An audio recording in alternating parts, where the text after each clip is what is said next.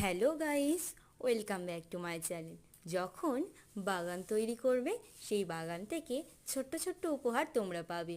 আর যেমন আজকের এই পাওয়া আমার এই ছোট্ট উপহারটা, কোনো রকম পরিচর্যা ছাড়া বেড়ে ওঠা এই কুমড়ো গাছটার কথাই বলছি আমি।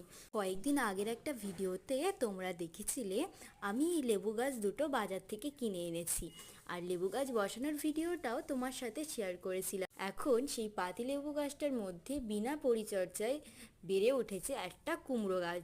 যখন আমি বীজ ছড়াই এত সুন্দর কুমড়ো গাছ হয় না, কিন্তু এখন বিনা পরিচর্যায় আমনি থেকেই বেড়ে উঠেছে এই সুন্দর কুমড়ো গাছটা। কত সুন্দর হলফলে কুমড়ো গাছ সেটা তো তোমরা দেখতেই পেলে।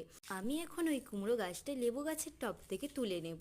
তারপরে কুমড়ো গাছটাকে নিয়ে গিয়ে বাড়ির উঠোনের কোনো একটা জায়গাতে বসিয়ে দেব। গাছের টব থেকে কুমড়ো গাছটা তুলতে গিয়ে বেশ একটু অসুবিধায় পড়তে হয়েছে, কারণ লেবু গাছ তো কাঁটাযুক্ত গাছ, আর সেইখান থেকে এই কুমড়ো গাছটা তুলতে গিয়ে কাঁটা বিদ্ধ হতে হয়েছে অনেকবার।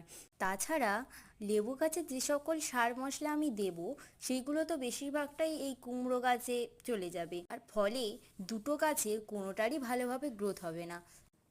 তাই তো আমি কুমড়ো গাছটা লেবু গাছের থেকে আলাদা করে দিলাম। দেখো, প্রকৃতির কোলে অনেক সময় এরকম কিছু গাছ থাকে যেগুলো অযত্নে বেশি বেড়ে ওঠে, আর আমাদের যে গাছগুলো দেখবে আমরা বেশি যত্ন করব সেই গাছগুলো বেশি ফলন হতে চায় না। তো যাই হোক, আমার এখন কুমড়ো গাছটা বসানো কমপ্লিট হয়ে গেছে। জল দিয়ে গাছ বসানোটা কমপ্লিট করব। সো আজকের এই ব্লগটা ভালো লাগলে লাইক করে চ্যানেলটা সাবস্ক্রাইব করে রাখবে।